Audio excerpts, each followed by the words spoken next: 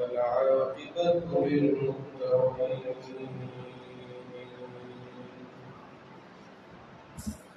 والصلاة والسلام على سيد الأنبياء والمرسلين وعلى آله وأصحابه أجمعين. أما بعد فأعوذ بالله من الشيطان الرجيم. بسم الله الرحمن الرحيم.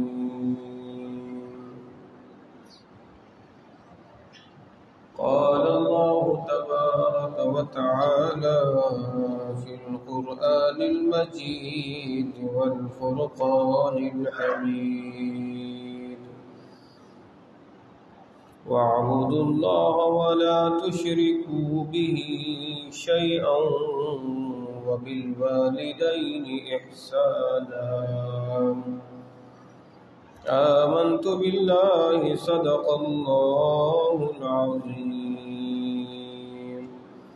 وصدق رسوله النبي الكريم الأمين ونحن على ذلك لمن الشاهدين والشاكرين والحمد لله رب العالمين. مولاي صل وسلم دائما أبدا على حبيبك خير الخلق كلهم. يا رب بالمصطفى بلغ مقاصدنا واغفر لنا ما مضى يا واسع الكرم. بلغ العلا بكماله كشف الدجى بجماله حسنت جميع خصاله. صلوا عليه وآله وأصحابه وسلموا تسليما. اللهم صل وسلم وبارك على سيدنا ومولانا محمد عدد ما في علم الله صلاة دائمة بدوام ملك الله. يا رسول الله انظر حالنا، يا حبيب الله اسمع قولنا. إننا في بحر هم مغرق، خذ يدي ساهل لنا أشكالنا. فسهل يا إلهي كل صعب بحرمة سيد الأبرار. سهل الہی بحق بنی فاطمہ کہ بالقول ایمان کنی خاتمہ. اگر دعوت امرد کنی ور قبول منو دست و دامان آل رسول. الہی تو آسان کنی مشکلات تو فعل محمد علیہ السلام. حمد و ثنا کے بعد محترم و محتشم عزیزان گرامی قدر، اللہ رب العزت کی بارگاہ میں دعا گو ہوں. رب العزت ہم تمام کی نماز جمعہ کی حاضری کو اپنی بارگاہ میں قبول اور منظور فرمائے۔ عزیزان گرامی قدر، سورۃ النساء کی آیت نمبر 36 کی تلاوت کی گئی ہے۔ اللہ رب العزت ارشاد فرماتا ہے، آج کی ہماری گفتگو کا عنوان حقوق العباد یعنی بندوں کے حقوق، والدین کے حقوق، اولاد کے حقوق، میاں بیوی کے حقوق، پڑوسیوں کے حقوق۔ ہماری گفتگو کا عنوان یہی ہے، اور اسی عنوان کے تحت ہی قرآن پاک کی میں نے یہ آیت کریمہ پڑھی ہے۔ اللہ رب العزت ارشاد فرماتا ہے، وَاعْبُدُوا اللَّهَ، اللہ کی بندگی کرو، وَلَا تُشْرِكُوا بِهِ شَيْئًا، اور اللہ کا کسی کو شریک نہ بناؤ، وَبِالْوَالِدَيْنِ إِحْسَانًا، والدین کے ساتھ حسن سلوک سے پیش آؤ، والدین کے ساتھ حسن سلوک کرو، وَبِذِي الْقُرْبَى، اور رشتہ داروں کے ساتھ، وَالْيَتَامَى، اور یتیموں کے ساتھ، وَالْمَسَاكِينِ، اور مسکینوں کے ساتھ، وَالْجَارِ ذِي الْقُرْبَى، اور پاس کے ہمسایوں کے ساتھ، وَالْجَارِ الْجُنُوبِ، اور دور کے ہمسایوں کے ساتھ، وَالصَّاحِبِ بِالْجَنبِ، اور کروٹ کے ساتھی، وَابْنَ السَّبِيلِ، اور راہگیروں کے ساتھ، وَمَا مَلَكَتْ أَيْمَانُكُمْ، اور جو تمہاری ملکیت میں تمہاری باندیاں، تمہارے غلام، یا آسان ترجمہ یوں کرتے ہیں کہ تمہارے نوکر چاکر، تمہارے ورکر۔ ان اللہ لا يحب من کان مختالا فخورا، بے شک اللہ ہر تکبر کرنے والا اللہ کو پسند نہیں ہے، بے شک اللہ کو خوش نہیں آتا کوئی اترانے والا اور بھڑائی مارنے والا، یعنی اترا کر چلنے والا اور تکبر کرنے والا اللہ کو ہرگز پسند نہیں ہے۔ تو اس آیت کریمہ میں اللہ رب العزت نے سب سے پہلا حق اپنا بیان کیا ہے، وہ یہ کہ وَاعْبُدُوا اللَّهَ، اللہ کی بندگی کرو، اور پھر اس کے بعد ارشاد فرمایا وَبِالْوَالِدَيْنِ إِحْسَانًا، والدین کے ساتھ احسان کرو۔ قرآن پاک میں اللہ ایک اور جگہ ارشاد فرماتا ہے وَقَضَىٰ رَبُّكَ أَلَّا تَعْبُدُوا إِلَّا إِيَّاهُ وَبِالْوَالِدَيْنِ إِحْسَانًا، اللہ رب العزت ارشاد فرماتا ہے میری بندگی کرو اور والدین کے ساتھ احسان کرو۔ قرآن پاک میں اللہ رب العزت نے جہاں بھی اہل و عیال کے ساتھ حسن سلوک کا حکم دیا ہے تو مالک نے پہلے والدین کا کہا ہے، اور سب سے بڑا حق اللہ کا ہے، پھر اس کے بعد زوجین میاں بیوی کے حقوق ہیں، اور پھر والدین کے، اور پھر اولاد کے، اور پھر ہمسایوں کے، اور پھر پڑوسیوں کے، اور پھر راہگیروں کے۔ اس لیے کہ پہلے حقوق میاں بیوی کے ہیں۔ ظاہر میاں بیوی ہوں گے تو ہی اولاد ہوگی، جب اولاد ہوگی تو میاں بیوی ان کے والدین بنیں گے، تو والدین کے حقوق بعد میں ہیں، پہلے میاں بیوی کے حقوق ہیں۔ اب پروردگار نے قرآن پاک میں کئی مقامات پر ارشاد فرمایا ہے کہ والدین کے ساتھ احسان کرو، والدین کے ساتھ حسن سلوک کرو، قریب رشتہ داروں کے ساتھ، یتیموں کے ساتھ، مسکینوں کے ساتھ، پڑوسیوں کے ساتھ، دور کے پڑوسی، قریب کے پڑوسی، مسافروں کے ساتھ، راہگیروں کے ساتھ۔ اللہ رب العزت نے حقوق العباد کو پروردگار نے بارہا بیان فرمایا ہے۔ اس لیے کہ حقوق اللہ کے بعد حقوق العباد کا جو معاملہ ہے قیامت کے دن وہ بڑا سخت معاملہ ہے. یعنی حقوق اللہ کی معافی تو رب کے اذن سے، رب کی اجازت سے، رب کی منشا سے ہے، مگر حقوق العباد کے جو معاملات ہیں وہ اس وقت ہوں گے کہ جب تک بندہ خود معاف کر دے. تو اللہ رب العزت بندوں کو تو اپنے حقوق معاف فرما دے گا، مگر بندوں کے حقوق بندے خود معاف کریں گے.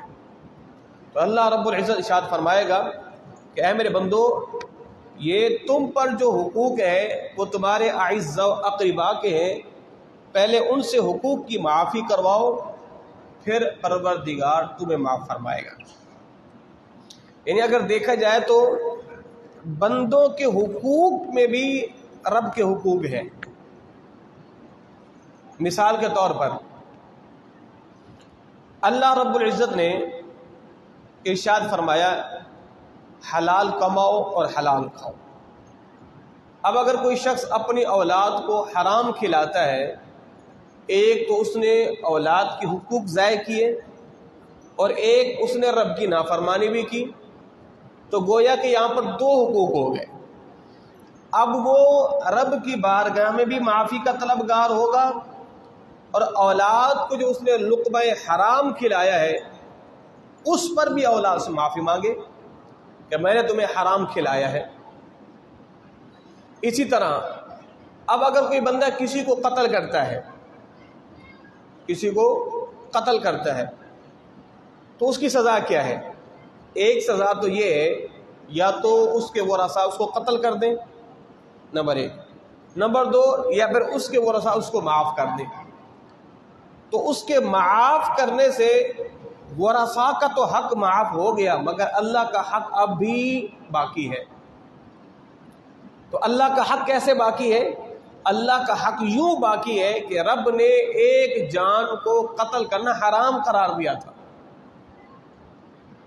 اللہ نے قتل کو حرام قرار دیا، تو جب تم نے قتل کیا تو رب کی حکم عدولی کی، رب کی نافرمانی کی، تو یہاں پر تمہیں رب سے بھی معافی کا طلبگار ہونا ہے اور ورثاء سے بھی معافی کا طلبگار ہونا ہے. تو گویا کہ جو رب کے حقوق ہیں وہ تو ہے ہی رب کے، اور جو بندوں کے حقوق ہیں اس کے اندر بندوں کے بھی حقوق ہیں، رب کے بھی حقوق ہیں. اس کے اندر رب کے بھی ہیں، بندوں کے بھی ہیں. مثال کے طور پر کسی انسان کی کوئی شخص غیبت کرتا ہے تو غیبت کا معاملہ بڑا سخت ہے. میرے مدنی آقا نے ارشاد فرمایا غیبت جو ہے وہ زنا سے بھی زیادہ سخت ہے. حالانکہ زنا کتنا بڑا سخت معاملہ ہے، اس کی تو سزا قرآن میں اللہ نے بیان کی ہے. شادی شدہ ہے تو سنگسار کر کے پتھر مار کے مار ڈالو، اگر غیر شادی شدہ ہے تو 100 کوڑے مارو، یہ تو اس کی سزا ہے. مگر غیبت کی سزا قرآن میں بیان نہیں کی گئی. اتنا کہا گیا کہ غیبت کرنے والا ایسا ہی ہے کہ جیسے اپنے مردہ بھائی کا گوشت کھا رہا ہے. مگر میرے مدنی آقا صلی اللہ تعالی علیہ وآلہ وسلم نے ارشاد فرمایا کہ غیبت کا جو معاملہ ہے وہ زنا سے بھی زیادہ سخت ہے. اب صحابہ کرام علیہ رضوان نے عرض کی یا رسول اللہ وہ کیسے؟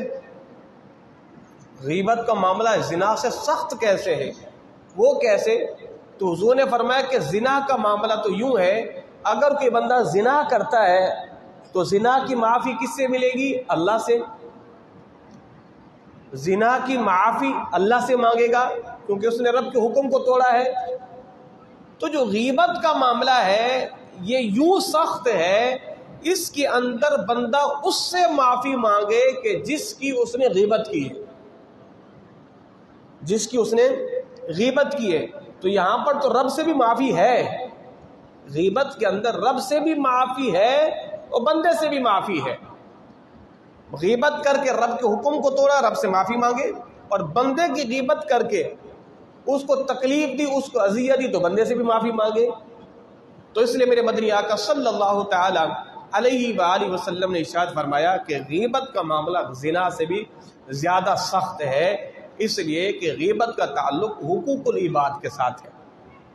اللہ اکبر۔ عزیزان گرامی، اللہ رب العزت نے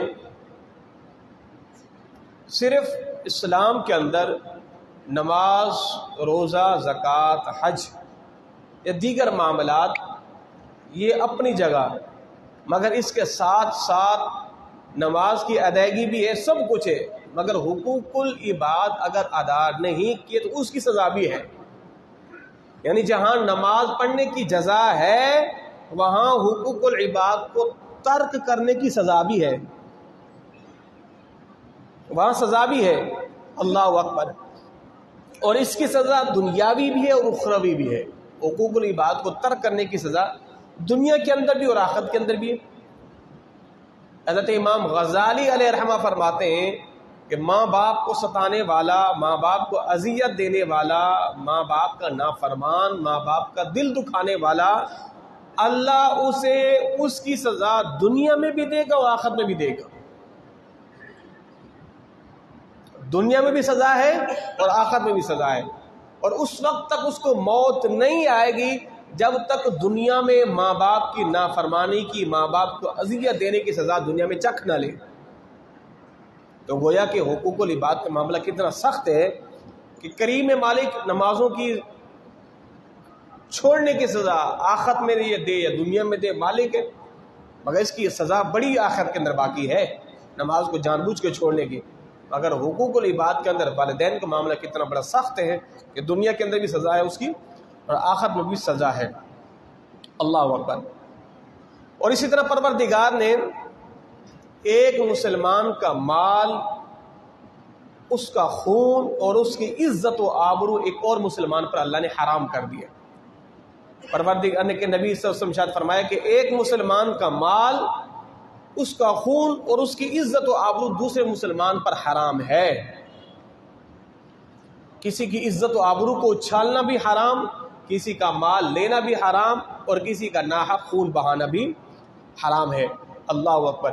یعنی اس کی بہترین مثال جو ہے آپ یوں سمجھیے، سرکار مدینہ صلی اللہ تعالی علیہ وآلہ وسلم نے، حضور جوامع الکلم ہے اور سرکار مدینہ سمندر کو کوزے میں بند کرنے والی ہے۔ یعنی سرکار مدینہ ایک جملے کے اندر حضور نہ جانے کئی باتیں ارشاد فرما دیتے تھے۔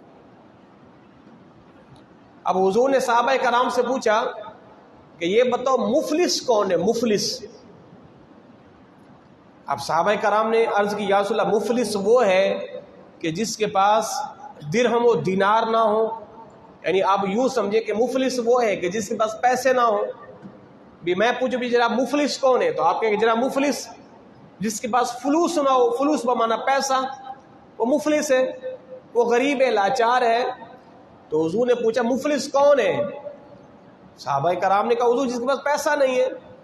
تو میرے مدنی آقا صلی اللہ تعالی علیہ وسلم نے ارشاد فرمایا قیامت کے دن مفلس وہ ہوگا، مفلس وہ ہوگا کہ جو آئے گا حشر کے دن اس حال میں اس کے پاس نمازوں کا ذخیرہ، صدقہ و خیرات کا ذخیرہ، تسبیحات کا ذخیرہ، نیک اعمال کا ذخیرہ، قرآن کی تلاوت کا ذخیرہ، نوافل کا ذخیرہ، عمروں کا ذخیرہ، گویا کہ وہ عبادات کے بڑے بڑے پہاڑ لے کر آئے گا رب کی بارگاہ میں، عبادتوں کے بڑے بڑے پہاڑ لے کے آئے گا۔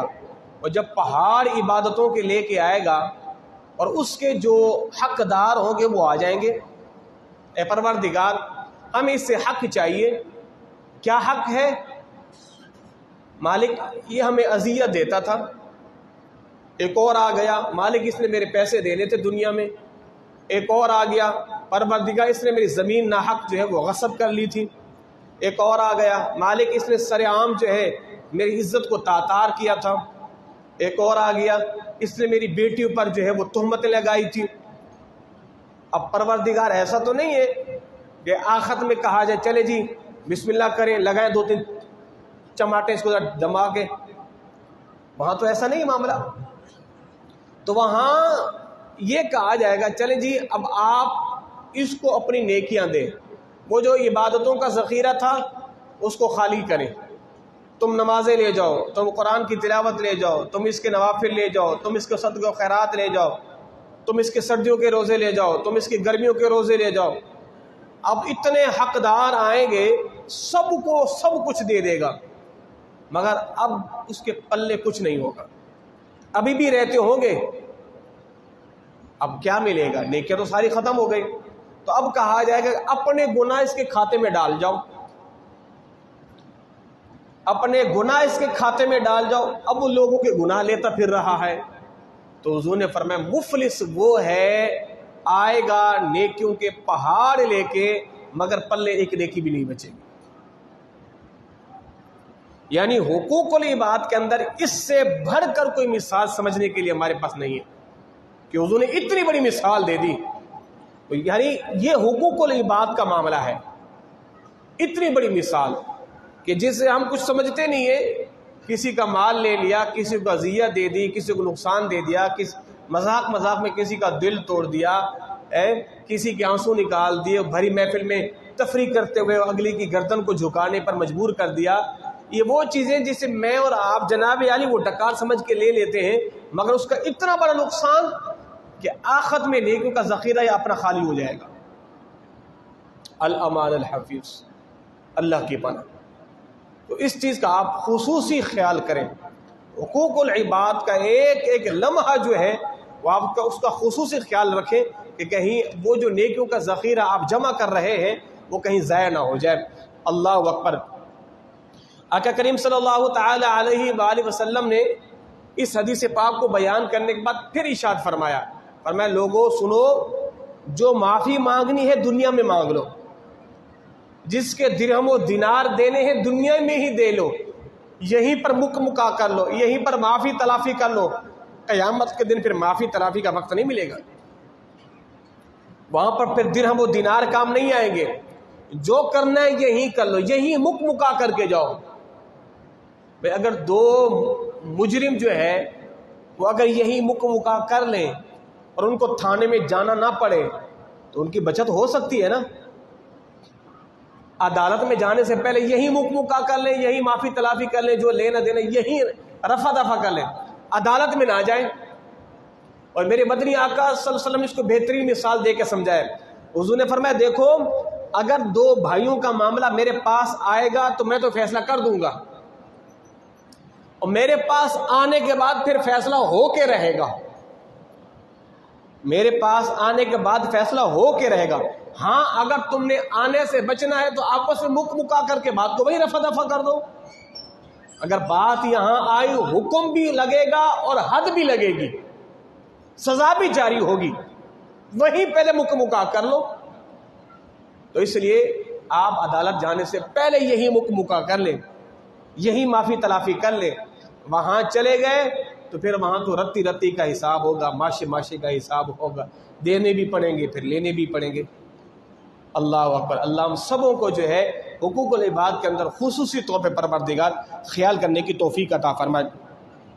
یعنی دیکھیں حضور نے، آپ نے یہ مثال تو سنی تھی نا کہ حضور نے فرمایا تھے قیامت کے دن بکری والی سینگ، کہ جس بکری کے سینگ ہوں گے اس نے اگر بغیر سینگ والی بکری کو مارا ہوگا تو اللہ اس کو سینگ دے گا، وہ بدلہ لے گی.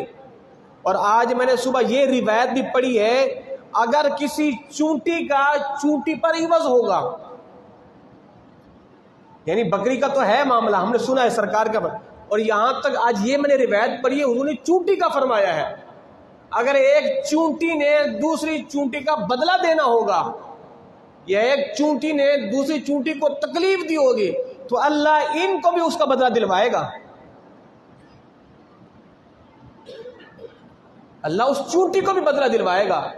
تو جس مخلوق کو آپ حقیر سمجھتے ہیں، ساری مخلوقات میں جسے ہم سب سے حقیر چونٹی سمجھتے ہیں نا، جس چونٹی کو بھی بدلہ دلوایا جا رہا ہے، حقیر سے حقیر مخلوق جو میری اور آپ کی نظروں میں ہے، اور میں اور آپ تو اشرف المخلوقات، 18,000 مخلوقات میں سب سے پہلے نمبر پر. تو بھلا بتاؤ کیا ہمارا حساب و کتاب نہیں ہوگا؟ کیا ہمارے بدلے نہیں دلوائے جائیں گے؟ کیا ہمیں ہمارا عوض نہیں دلوایا جائے گا؟ اللہ اکبر، اللہ اکبر. آقا کریم جناب عمر رضی اللہ تعالی عنہ کے پاس بلکہ جناب عمر رضی اللہ تعالیٰ عنہ ارشاد فرماتے، بڑی پیاری روایت ہے، ذرا سنیے گا توجہ سے۔ جناب عمر رضی اللہ تعالیٰ عنہ ارشاد فرماتے ہیں ایک مرتبہ حضور بیٹھے مسکرا رہے تھے، تو صحابہ کا معاملہ بڑا عجیب ہے، صحابہ نے ہر بات کو حضور سے پوچھا ہے، اور صحابہ کا پوچھنا ہمارے لیے سعادت ہے۔ صحابہ نے کئی چیزیں پوچھ کے ہمارے لیے مسائل آسان کیے ہیں۔ اللہ اکبر۔ جناب عمر رضی اللہ تعالی عنہ حضور کو مسکراتا ہوا دیکھا، میں حضور کیوں مسکرائے؟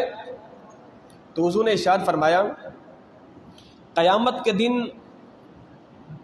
دو امتی میرے اللہ کی بارگاہ میں حاضر ہوں گے، بلکہ سرکار نے مطلقاً کہا کہ قیامت کے دن دو امتی جو ہے یا دو آدمی، حضور نے فرمایا کہ دو آدمی جو ہے وہ قیامت کے دن اللہ کی بارگاہ میں حاضر ہوں گے، اور ایک کہے گا مالک اس نے مجھ پر ظلم کیا تھا تو میرا بدلہ دلوا۔ اللہ اکبر۔ تو لوگ اس سے اس کا بدلہ لے کے جائیں گے تو اس کی نیکی تو ساری چلی گئی، اب لوگ اس کو اپنے گناہ دے کے جا رہے ہوں گے، اور بندہ کہے گا مالک تو مجھے اس سے میرا بدلہ دلوا، تو پروردگار فرمائے گا اس کے پلے تو کچھ بچا ہی نہیں ہے، اس کے پلے تو کچھ بچا ہی نہیں ہے۔ اس حدیث کو میں نے جب پڑھا نا، یقین کریں آپ کی امید، ہماری تو سب کی امید ہے کہ رب ارحم الراحمین ہے، مگر اس حدیث کو سن کر آپ کا ایمان بھی جھوم اٹھے گا کہ رب اپنے بندوں پر کتنا مہربان ہے۔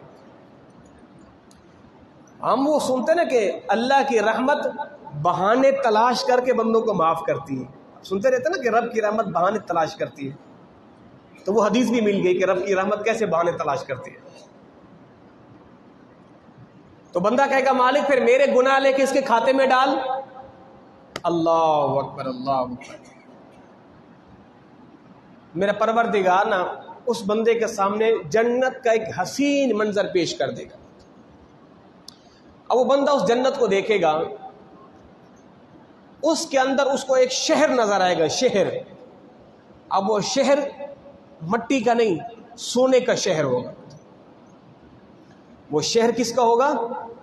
سونے کا، اور اس کے اندر عظیم محلات یاقوت زبرجد سے بنے ہوئے۔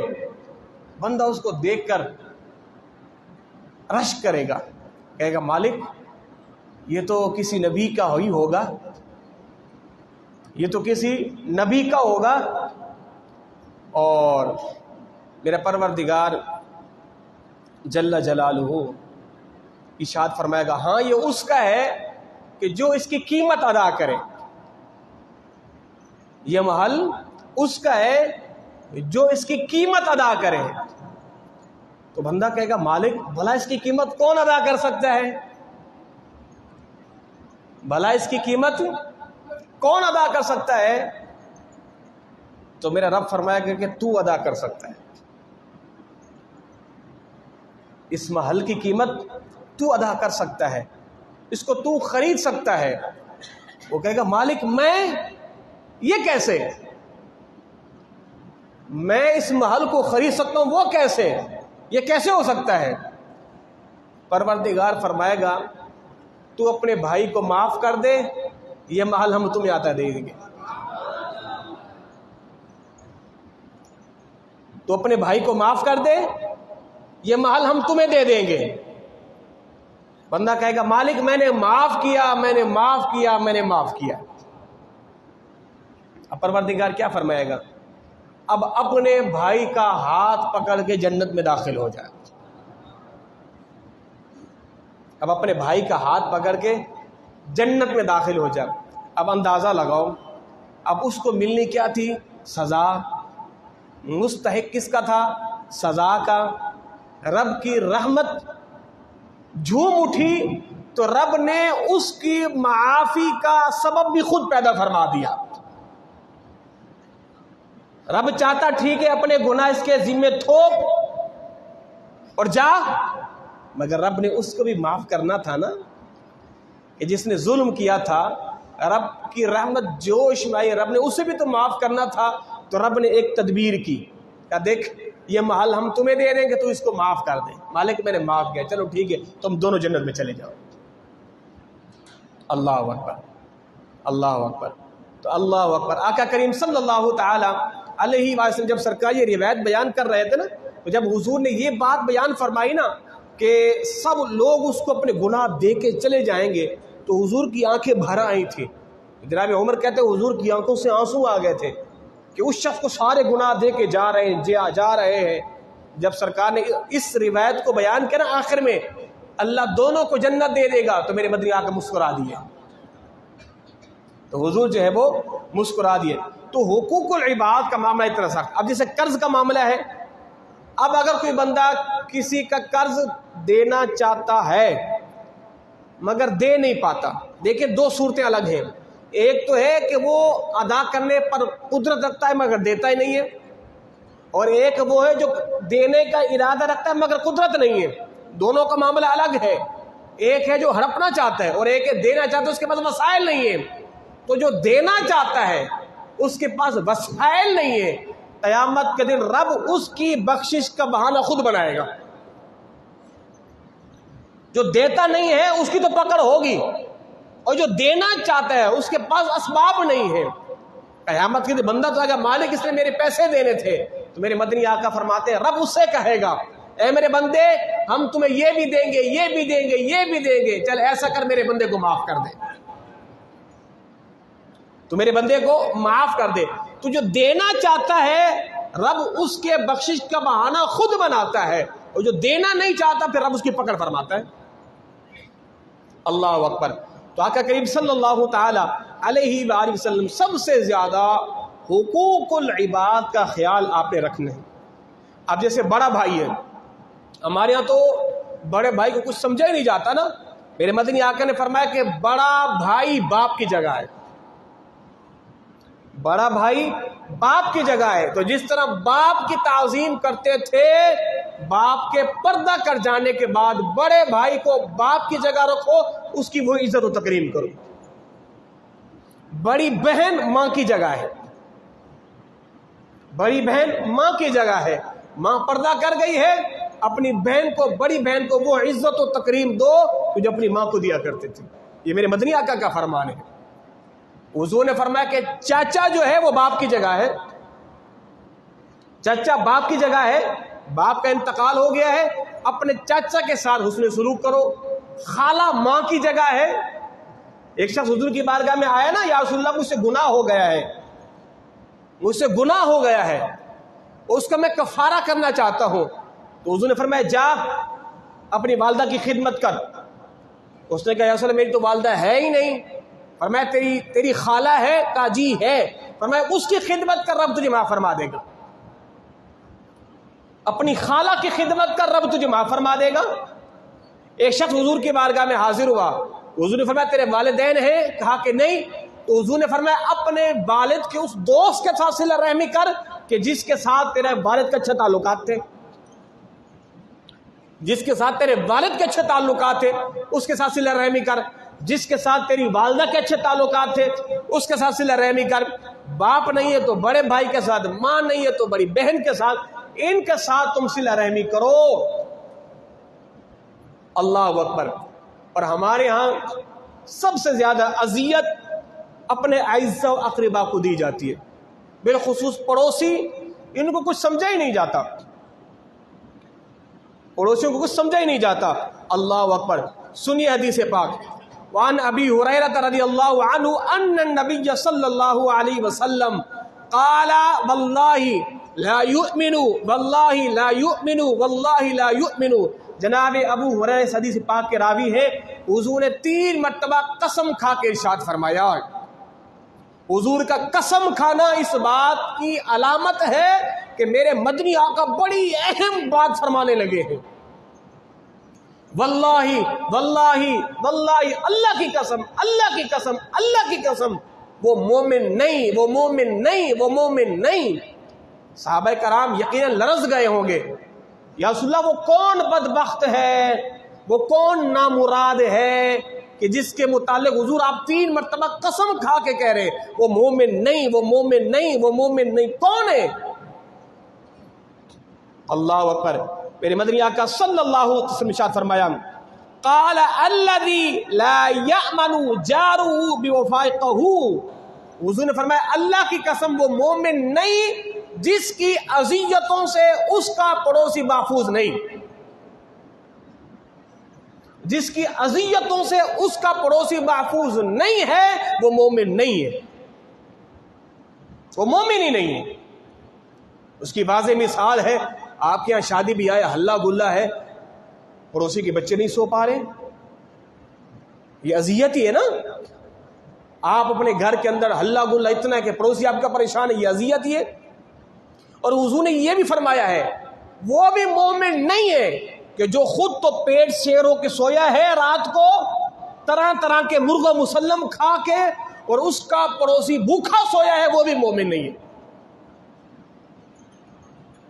اپنے قریب قریب دیکھا کریں، آپ رات کو تو 100 طرح کے کھانے کھا کے سو گئے، مگر پڑوسی بیچارہ بھوکا سویا ہوا ہے، اس کے بچے بھوک سے بلک رہے ہیں، تو آپ پر لازم ہے ان سے پتہ کریں۔ وہ دیہاتی ماحول بڑا اچھا وہ ماحول ہوا کرتا تھا، یہاں پہ رہنے والے کو وہ دور گھر والے کی خبر ہوتی تھی۔ ہمارے گاؤں دیہات میں اگر کسی کا مہمان بھی آ جاتا نا کراچی سے تو پورا گاؤں امنڈ آتا تھا، جناب آج آپ نے ہمارے یہاں آنا ہے، آج آپ نے ہمارے یہاں آنا ہے، کھانا ہمارے یہاں کھانا ہے۔ تو کوئی اگر آتا نا کوئی بندہ شہر سے تو دیہاتی لوگ اس کو دیہات کی سوغات پیش کرتے، جناب ہمارے یہاں یہ چیزیں، یہ لے لیجیے، یہ لے لیجیے، یہ لے لیجیے۔ آج شہر کے اندر تو ایسا ماحول ہو گیا پڑوسی کے گھر میں کیا ہو رہا ہے پتہ ہی نہیں ہے، وہ تو خبروں کے سے پتہ چلتا ہے جناب ہمارے پڑوسی کا میت ہو گئی ہے۔ تو کیا ہے، گھر تو مل گئے ہیں مگر دل جدا ہو گئے۔ پہلے دیواریں کچی تھی، دل جو ہے وہ ملے ہوئے تھے، آج دیواریں پکی ہو گئی تو دل بھی پکے ہو گئے۔ تو اس لیے اپنے اعزا و اقربا کی خبر گیری کیا کریں، کبھی کبھار ہفتے میں ایک دن کبھی کھانا پکائیں تو اپنے قریب قریب کے پڑوسیوں کو دروازہ بجا کے دے دیا کریں۔ اچھا اب آپ کہیں گے مولوی صاحب ہمارے تو 2 پڑوسی، کس کو دیں؟ اس کا بھی جواب سن لیجئے۔ حضرت اما عائشہ صدیقہ رضی اللہ تعالی عنہ فرماتی ہے میں نے ایک مرتبہ کوئی چیز پکائی تو میں نے حضور سے پوچھا یا رسول اللہ میں کس کو دوں؟ یہ بھی میرا پڑوسی ہے، یہ بھی میرا پڑوسی ہے، میں کس کو دوں؟ تو حضور نے فرمایا جس کا دروازہ تمہارے دروازے سے زیادہ قریب ہے اس کو پیش کرو، تم اس کو پیش کرو جس کا دروازہ تمہارے دروازے کے زیادہ قریب ہے۔ تو یہ ہے وہ حقوق العباد کہ جس کی طرف ہماری توجہ نہیں جاتی۔ آپ کے یہاں شادی بیاہ ہے، آپ کے شب برات ہے، شب معراج ہے، آپ کے گھروں میں کھانے پک رہے ہیں، ساری چیزیں ہو رہی ہیں، تو کیا کبھی آپ نے پڑوسی کے دروازے پہ دستک دے کے کچھ پیش کیا ہے؟ آقا کریم صلی اللہ علیہ وسلم جب حضور کا کچھ پکتا تھا تو فرماتے آئے اپنے غلام سے، فرماتے جناب زید بن حارثہ سے، بلکہ حضرت اسامہ بن زید سے، فرماتے جاؤ یہ فلاں کو دیکھ کے، یہ فلاں کو دیکھ کے، یہ فلاں کو دیکھ کے۔ اور حضور نے 2 باتیں ارشاد فرمائی، فرمایا اگر آپس میں محبت کو قائم کرنا چاہتے 2 کام کر لو، محبتیں۔ پہلی چیز تہادو و تحاببتم، ایک دوسرے کو تحفے دیا کرو، محبتیں پیدا ہوں گی۔ دوسری چیز افشوا السلام، سلام کو عام کرو، محبتیں پیدا ہوں گی۔ ایک دوسرے کو تحفے تحائف، محبتیں بڑھیں گی۔ ایک دوسرے کو آتے جاتے سلام کیا کرو، محبتیں بڑھیں گی۔ وہ امیر اہل سنت کا بڑا بہترین جملہ ہے، میں ہمیشہ اپنے دوستوں سے بھی کہتا ہوں، وہ فرمایا کرتے تھے امیر اہل سنت کہ نظر میں رہو گے تو دل میں رہو گے، ہے جی، نظر میں رہو گے تو دل میں رہو گے، تو سامنے رہو گے تو دل میں رہو گے، جب آنکھوں سے اوجھل ہوگے تو دل میں جگہ ہی ختم ہو جائے گی، جب آنکھوں سے اوجھل رہو گے تو پھر دل میں جگہ ہی ختم ہو جائے گی۔ تو آنکھوں میں رہو گے تو بندہ پوچھتا بھی ہے یہ وہ فلاں صاحب نظر نہیں آ رہے، وہ فلاں صاحب نظر نہیں آ رہے، تو وہ نظر نہیں آ رہے، تو کیا یہ محبتیں جب ہوتی ہیں تو یہ چیزیں پیدا ہوتی ہیں۔ اب ایک واضح مثال ہے، ہمارے ایک نمازی ہیں، انتقال ہو گیا جناب اصغر صاحب، میں نے ان سے پوچھا مجھے بعد میں پتہ ان کا انتقال ہو گیا ہے، میں نے کہا اچھا، پھر مجھے یاد آیا اچھا یہ وہ نمازی ہیں جو ہر روز مغرب کے بعد مجھے آ کے وہاں سلام کرتے تھے پھر مسجد میں آتے تھے۔ اب میں نے پوچھا جناب وہ کہاں ہے کہ جی وہ انتقال ہو گیا ہے، میں نے کہا اللہ اکبر اللہ اکبر۔ تو اب یہ کیا ان کا جو مسافہ ہے نا مجھ سے وہ مجھے ہمیشہ یاد رہے گا، ایک ان کا مسافہ اور ایک نمازی ہمارے یہاں بیٹھتے تھے، بالکل مولوی صاحب کے ساتھ مجھے وہ یاد رہیں گے، بالکل نظروں میں جچے ہوئے تھے نا، اب دعاؤں میں بھی یاد رہتے ہیں۔ تو نظر میں رہو گے تو دل میں رہو گے۔ تو اس لیے میرے بھائیوں میں بات ختم کرنے لگا ہوں، حقوق العباد کا خاص خیال کریں، اذیت کسی کو نہ دیں، تکلیف کسی کو نہ دیں، حتی الامکان معاف کرنے کی کوشش کریں، معاف کرنے کی کوشش کریں، معاف کرنے کی کوشش کریں۔ اور بالخصوص بھائی بہن، اولاد، ماں باپ، ہمارے یہاں تو سارے ناراض ہوئے پڑے ہوئے ہیں بھائی، والدہ سے بڑا بیٹا ناراض، چھوٹا بھائی بیٹا ناراض، ہماری ماں سے ہمارا ماموں ناراض، ہمارا چچا ناراض، ہمارے والد سے، یہ سارے کیا ہے بھائی؟ محبتوں کو فروغ دے، زندگی کا کوئی بھروسہ نہیں ہے۔ بڑے عجیب بات ہے نا، جب بندہ زندہ ہوتا ہے تو کوئی سلام کرنے بھی نہیں آتا، تو جب مر جاتا تو سارے آ کے بیٹھ کے رو رہے تھے، بڑا اچھا آدمی تھا، اگر اچھا تھا تو پھر صرف صلح کر لیتا نا بھائی، اچھا تھا تو پھر صلح کر لیتا، پھر کہتے جناب میری غلطی، تب تیری غلطی، اس کے بعد آ کے مل لیتا۔ تو جب زندہ تھا تب ہم نے کوئی سلام کلام کیا ہی نہیں، جب انتقال کر کے تو سارے آ کے آنسو بارے، او بڑا اچھا آدمی تھا، بڑا بھلا آدمی تھا، تو بڑا بھلا آدمی تھا تو آگے اس سے گلے مل لیتا۔ تو مرنے کے بعد پھر افسوس، اس کا پھر کوئی مداوع نہیں ہے نا۔ ساری زندگی بیٹا باپ سے لڑتا رہا، لڑتا رہا، لڑتا رہا، جب انتقال ہو گیا، میرا اپنا ایک عزیز ہے علاقے کے اندر، بڑا بدبخت بیٹا تھا، اس نے اپنے باپ کو کئی دفعہ گالم گلوچ بھی کی تھی۔ جب باپ کا انتقال ہوا نا، سب سے زیادہ روتا ہوا ہم نے اس کو دیکھا ہے۔ وہ قبر پہ جا کے نا ہر ہفتے یوں جا کے گر جاتا تھا اور قبر کو کریتا تھا، مٹی چومتا تھا، اتنا چیختا چلاتا تھا، مگر کیا ہے، اب ساری زندگی روتا رہے، مگر وہ باپ کی محبت تو پلٹ کے تو نہیں آئے گی نا، لوگوں کی نظروں میں اس کے لیے وہ ماحول تو نہیں بنے گا یہ ماں باپ کا فرما بردار تھا۔ ہاں، اس کا ایک حل اللہ کے نبی نے دیا ہے، اگر کسی کے ماں باپ دنیا سے ناراض ہو کے چلے جائیں، اولاد کو چاہیے اپنے ماں باپ کی قبر پہ جاتا رہے، جاتا رہے، جاتا رہے، جاتا رہے، قیامت کے دن اللہ اس نافرمان اولاد کو فرما بردار اولاد میں لکھ دے گا۔ ہاں، یہ ہے کہ جس کے ماں باپ ناراض ہو کے چلے گئے ہیں، اس اولاد کے لیے حل یہ ہے، اب جائے اپنے ماں باپ کی قبروں پہ جا کے فاتحہ پڑھا کرے، رب تمہیں فرما بردار اولاد میں لکھ دے گا۔ میں بات ختم کرنے لگا ہوں، حقوق العباد کا خصوصی خیال کریں، اپنے پڑوسیوں کا خیال کریں، اپنی بہنوں کا خیال کریں، اپنے بھائیوں کا خیال کریں، اپنے عزیزوں کا خیال کریں، اپنے چچاؤں ماموں کا، سب کا خیال کریں۔ جس سے ناراضگی ہے، غلطی ان کی ہے، پہل جا کے آپ کریں، آپ کی عزت میں کوئی کمی نہیں ہوگی، یا رکھے گا، آپ کی عزت اور بڑھ جائے گی۔ غلطی اس کی تھی نا، آپ پہل کر دیں۔ میرے مدنی آقا نے فرمایا، جو مسلمان بھائی آپس میں ناراض ہو، جو صلح میں پہل کرے گا، اللہ جنت میں بھی اسے پہلے داخل فرمائے گا۔ حضور کس فرمان کو لے کے پہنچ جائے، جناب میں آپ سے صلح کرنے کے لیے آیا ہوں، بس ٹھیک ہے، آپ کے کوئی تارے تو نہیں اتر جائیں گے، یہاں پہ سٹار لگے ہوئے جو 2 سٹار کھینچ رہے تو چل کے گیا ہے، نہیں، اللہ کی ہاں آپ کی عزت اور بڑھ جائے گی، اور آپ کے مومن بھائی کی نظروں میں آپ کی عزت اور بڑھ جائے گی۔ اللہ رب العزت ہم سبوں کا عمل کرنے کی توفیق عطا فرمائے۔